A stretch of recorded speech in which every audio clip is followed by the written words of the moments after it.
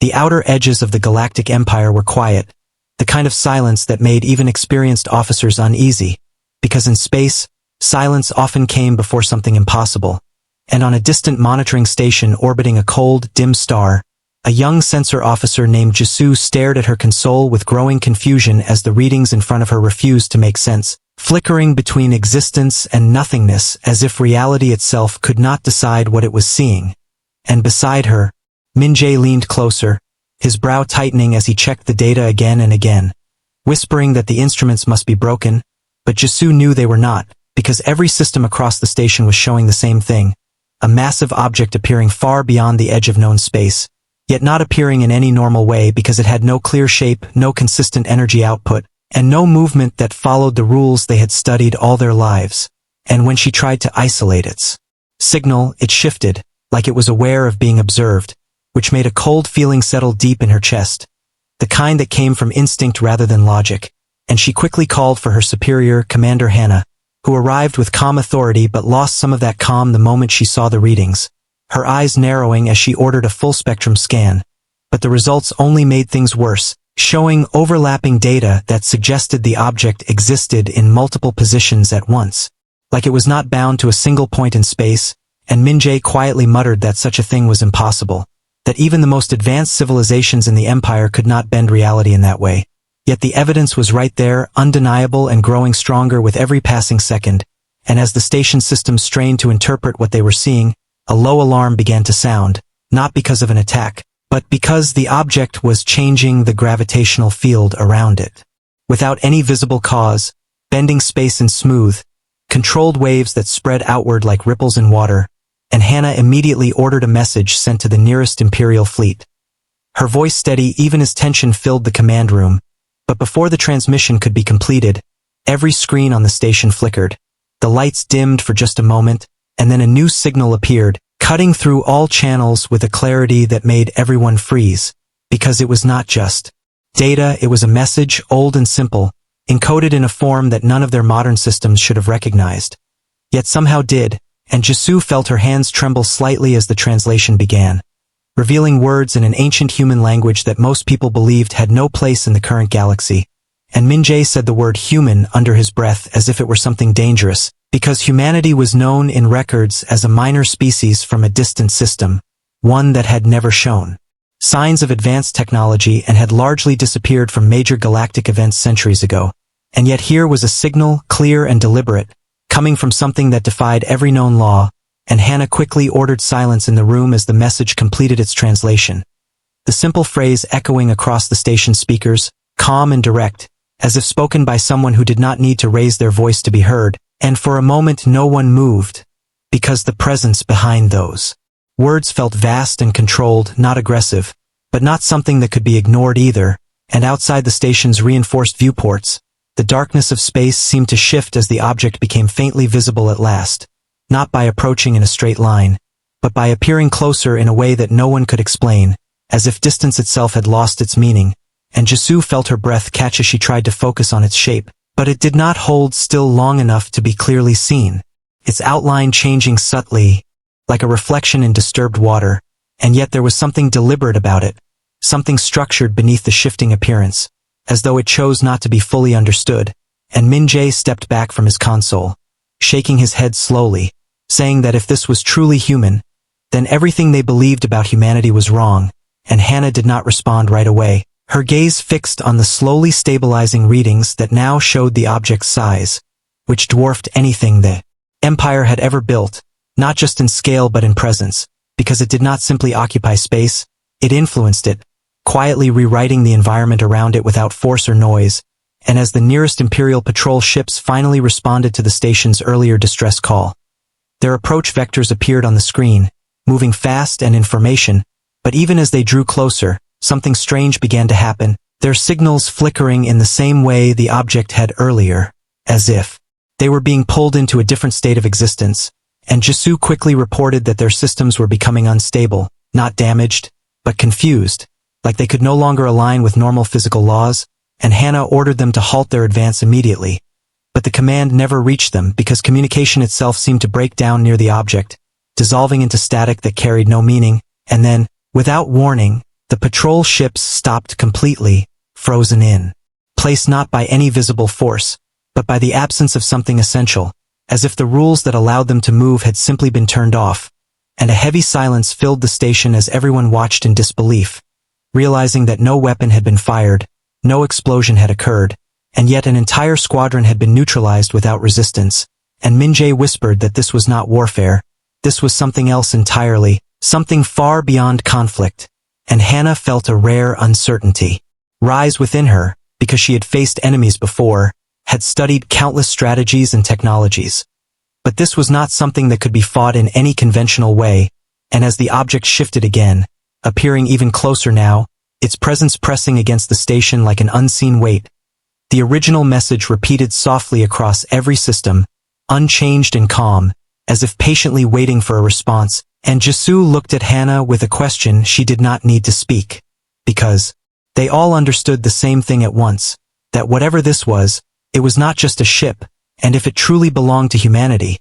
then the Empire had made a terrible mistake in believing that humans were weak or irrelevant, because the single presence, silent and controlled, was enough to challenge everything they thought they knew about the galaxy. And as the station struggled to maintain its systems under the quiet pressure of altered reality,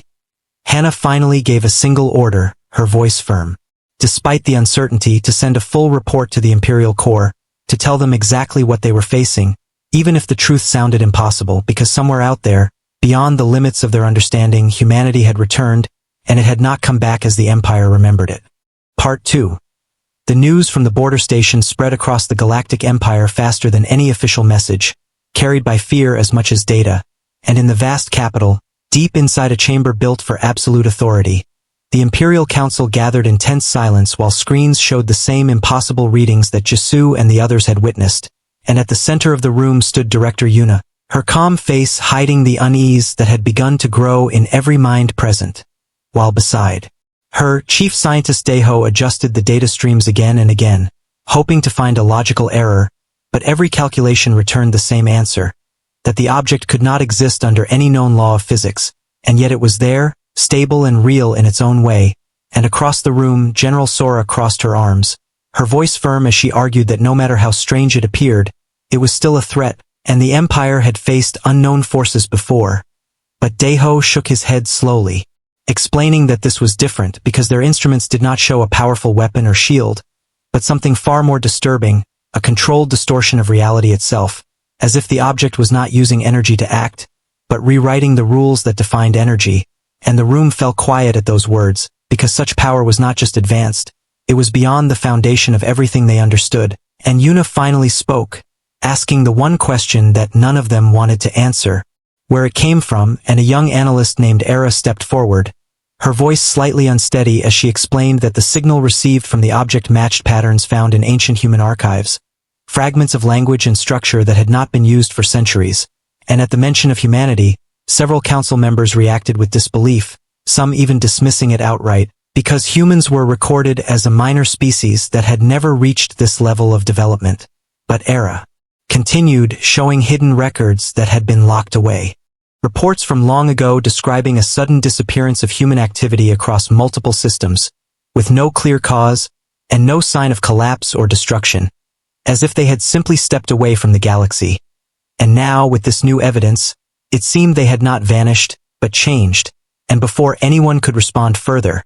a new report arrived from the border, and the entire chamber turned to the main display as it showed live footage from Commander Hana's station, where the unknown warship remained, silent and unmoving in appearance, yet constantly shifting in ways that could not be measured, and around it, the disabled Imperial patrol ships still hung frozen,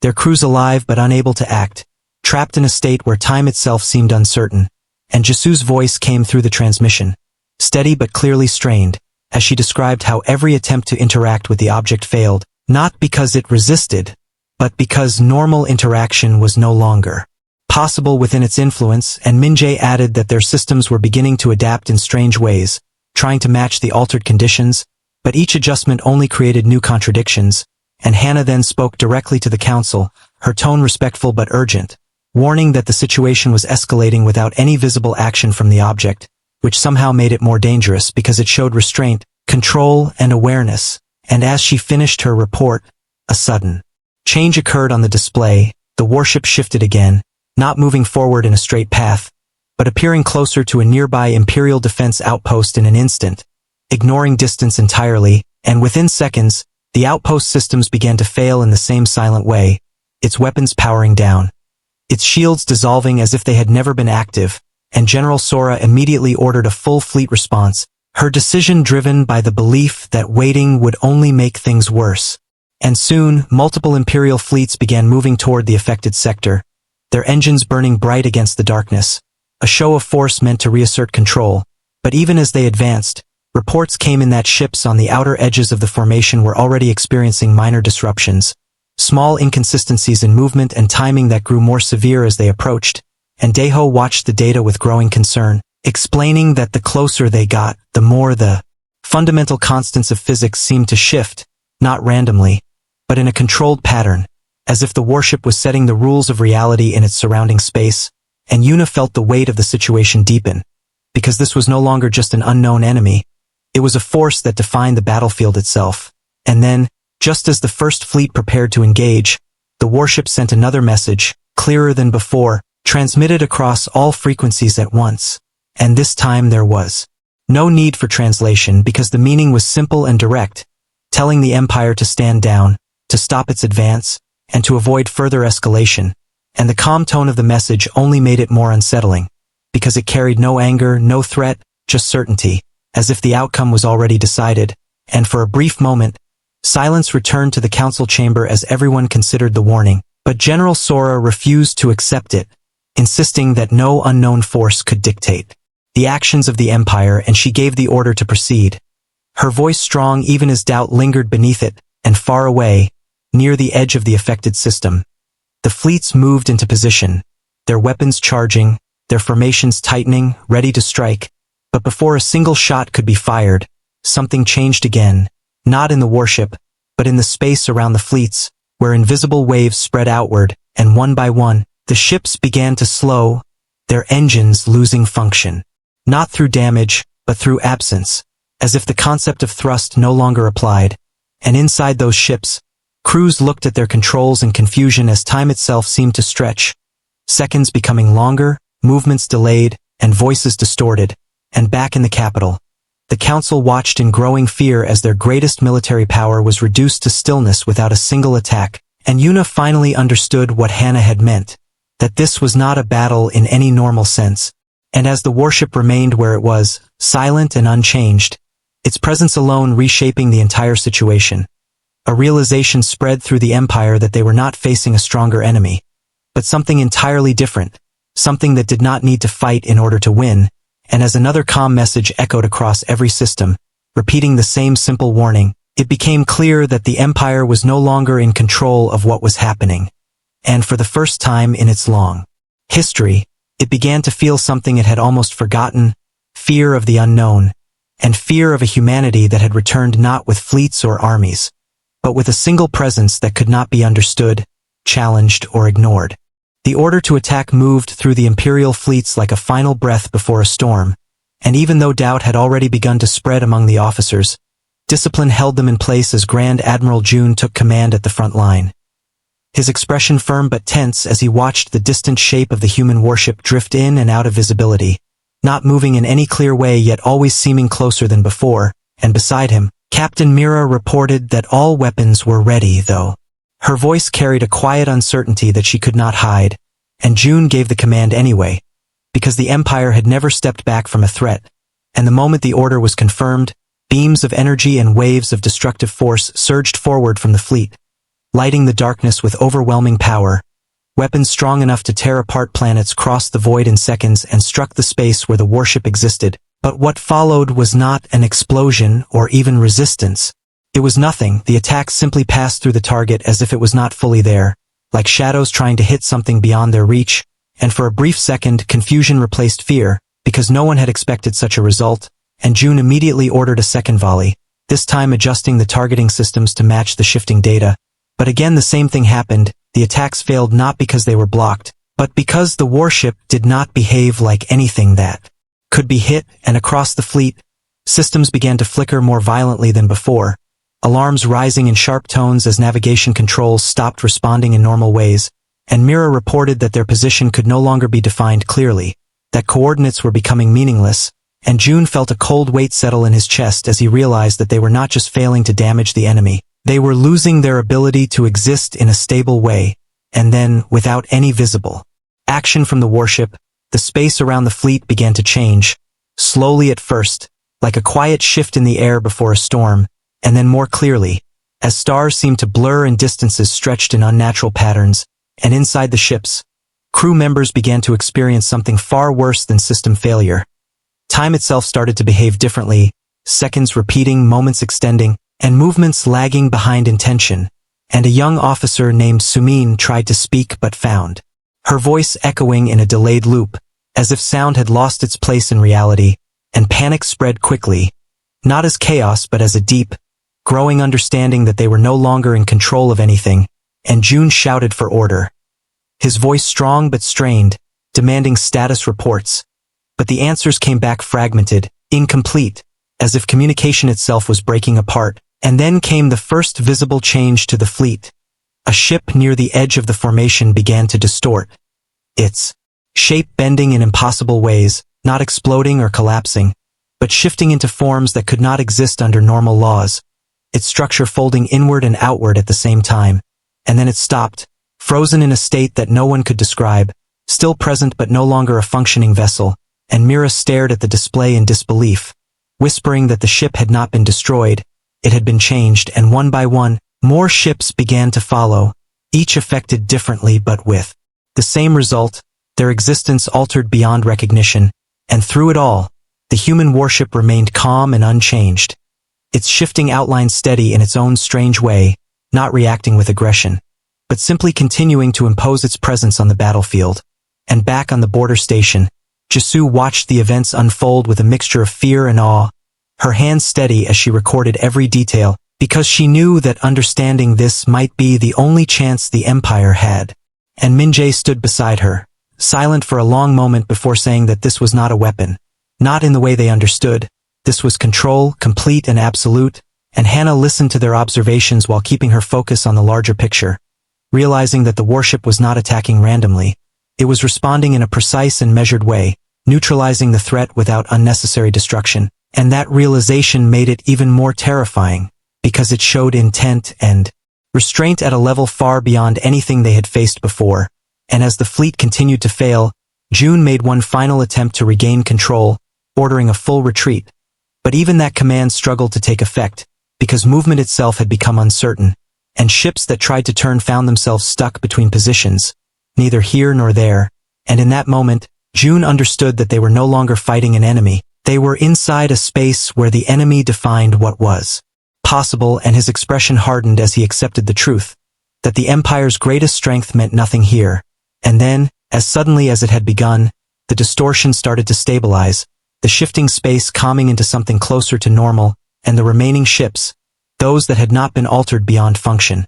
found themselves drifting in silence, their systems slowly returning, though nothing felt the same as before, and across all channels, the human message appeared again, unchanged and calm, repeating the same simple warning to stand down, and this time, there was no argument, no defiance, only silence, because the demonstration had made one thing clear beyond any doubt, that the warship did not need to destroy the Empire to defeat it. It only needed to show that it could change reality itself, and as June looked out at the remains of his fleet, his pride replaced by a quiet understanding, he gave the only order left to give, a full withdrawal, not as a strategy, but as acceptance. And far away, in the capital, Yuna and the council watched the outcome with heavy silence, knowing that this moment would change everything, because the Empire had just faced something it could not fight, could not understand, and could not ignore, and at the center of it all, the human warship remained, silent and steady, as if waiting for the next decision, not with impatience, but with certainty that whatever came next, it would already be prepared for it. After the fleet's retreat, a heavy silence settled across the Galactic Empire,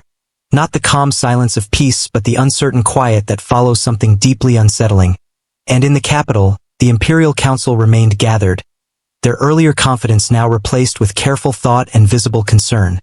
while Director Yuna stood at the center of the chamber watching the live feed from the border, where the human warship still existed in its strange, shifting state, no longer advancing yet still impossible to ignore, and beside her, Daeho studied the new data that continued to arrive.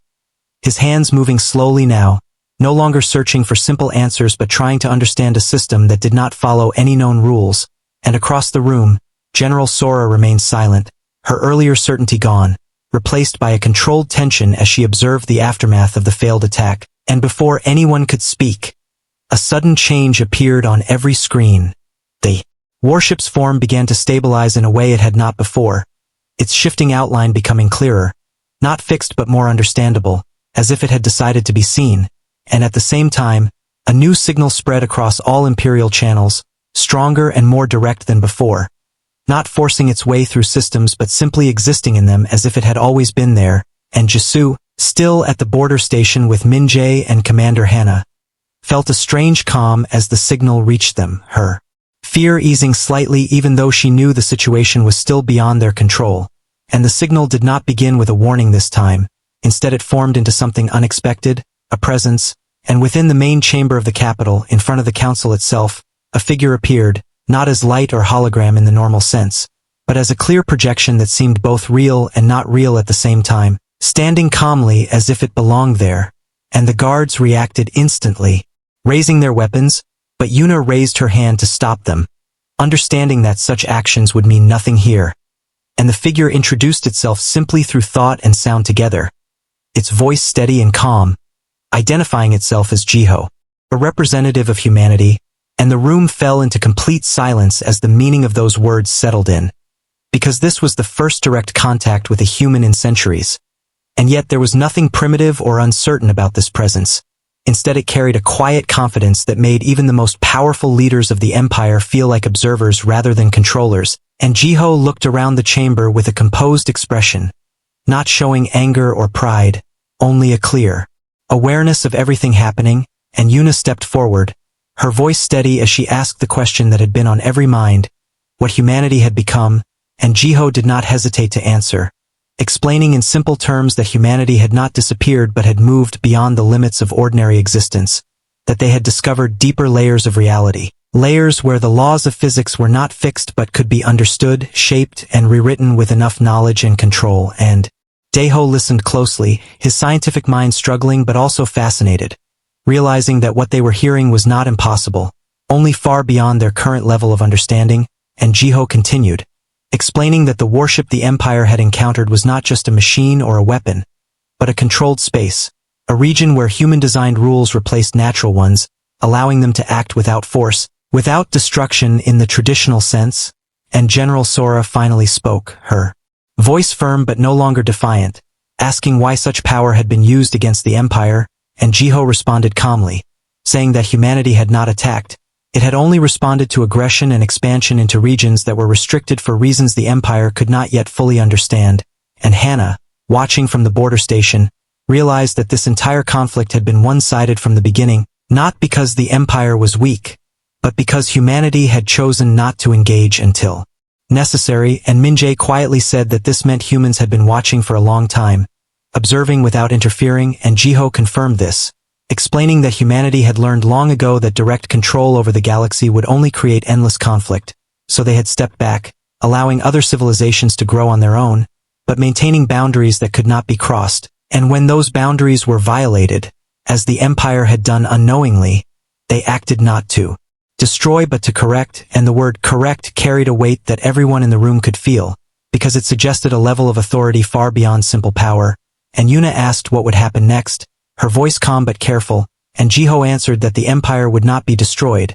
that such an action would serve no purpose, but it would not be allowed to continue as it had, because the ability to alter fundamental forces could not remain in the hands of those who did not fully understand the consequences, and as these words settled, a quiet realization spread through the council,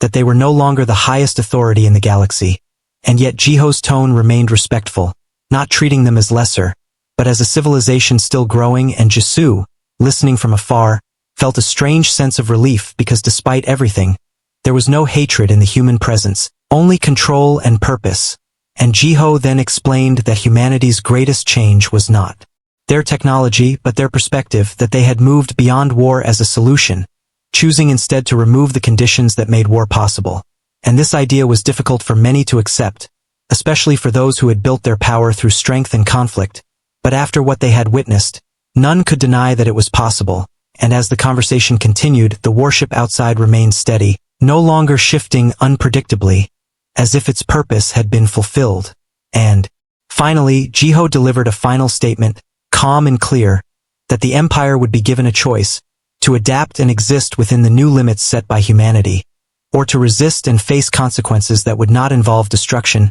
but transformation. And that word carried an even deeper weight than before, because everyone now understood what it could mean. And as the projection began to fade, Jisoo's presence slowly dissolving from the chamber,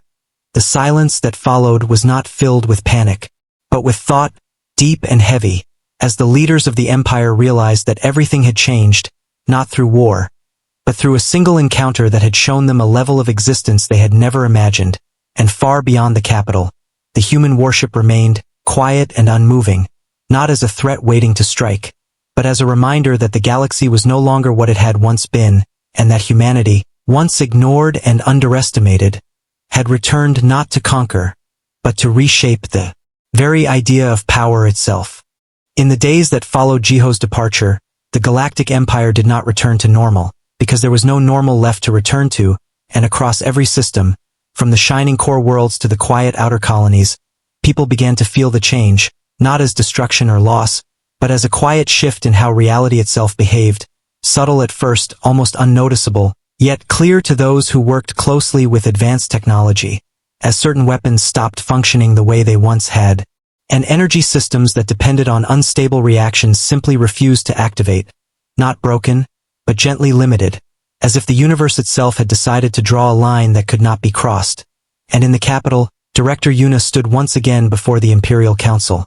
But the tone of the room was no longer filled with pride or command. Instead, there was a calm seriousness, a shared understanding that the Empire had entered a new stage of its existence.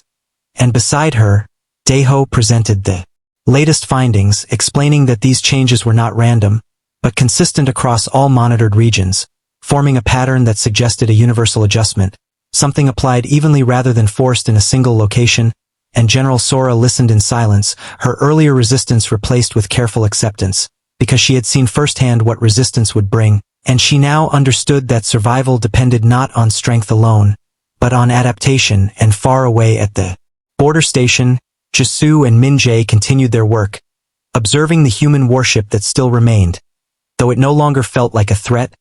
its presence steady and calm, almost protective, like a silent guardian watching over a boundary that should not be crossed again. And Hana stood with them. Her posture relaxed for the first time since the encounter began, as she reflected on how quickly everything had changed, and Minjae quietly said that the Empire had spent centuries building power, only to realize in a single moment that power could exist in forms they had never considered, and Jisoo nodded, adding that maybe this was not a loss, but a chance to grow in a different way. And back in the capital, Yuna addressed the council with a clear and steady voice, announcing that the Empire would accept the new conditions set by humanity, not as surrender, but as a step forward, a recognition that the galaxy was larger and more complex than they had believed. And while some members still struggled with this decision, none could argue against it, because the evidence was undeniable. And as the announcement spread, reactions varied across the Empire. Some felt fear of what humanity might do next. Others felt relief that the conflict had ended without destruction, and many felt something new, a cautious hope that this change could lead to a better future. And in the days that followed, communication began to open between different civilizations, old rivalries losing their intensity as the limits imposed by humanity made large-scale war impossible, and trade and cooperation slowly replaced conflict as the primary means of growth. And although trust did not form instantly, the absence of constant threat allowed new ideas to take root, and throughout it all, the human presence remained distant yet present, not interfering directly, but ensuring that the balance was maintained. And occasionally, small signals would appear across systems, simple messages offering guidance or warning, always calm, always clear, never forcing action but making the consequences understood. And over time, The fear that had first spread through the empire began to fade, replaced by respect and curiosity, as scientists like Daeho dedicated themselves to studying the new limits, not to break them, but to understand the deeper structure of reality that humanity had revealed, and General Sora began to reorganize the imperial forces, not as tools of conquest, but as protectors of stability, ensuring that smaller conflicts did not grow into something greater, and Yuna guided the political changes with careful thought, working to reshape the empire into something that could exist peacefully within the new order. And at the border station, Jisoo often found herself looking out at the silent warship, wondering about the people behind it, about the journey that had taken humanity from a minor species to something that could shape existence itself. And one day, as she watched, the warship shifted slightly, not in the strange, confusing way it once had, but gently, almost like a sign, and a final message appeared, not across all systems, but only on the station, simple and clear, acknowledging their cooperation and confirming that the boundary would remain stable. And Jisoo felt a small smile form as she read it, because it no longer felt like a warning, but like a quiet understanding between two very different civilizations. And as time passed, the warship eventually faded from view, not leaving in a visible way, but simply no longer present, as if it had stepped out of their layer of reality. And yet its influence remained, shaping the galaxy in ways that could not be undone. And years later, the story of that encounter would be told again and again, not as a tale of defeat, but as a turning point, the moment when the Galactic Empire learned that true power was not about control or destruction, but about balance and restraint, and that humanity, once overlooked and underestimated, had become something far greater, not rulers of the galaxy, but guardians of its deeper order. And as Yuna stood on a high balcony overlooking the capital, watching ships move peacefully through the sky, she understood at last that the Empire had not lost its place in the galaxy. It had simply found a new one, and in that quiet realization, there was a sense of calm that had never existed before, because for the first time in its long history, the future was no longer defined by fear of war, but by the possibility of something better, guided by a presence that did not demand obedience, but inspired change through the simple truth that it had shown, that the greatest strength was not in the power to destroy, but in the ability to choose not to.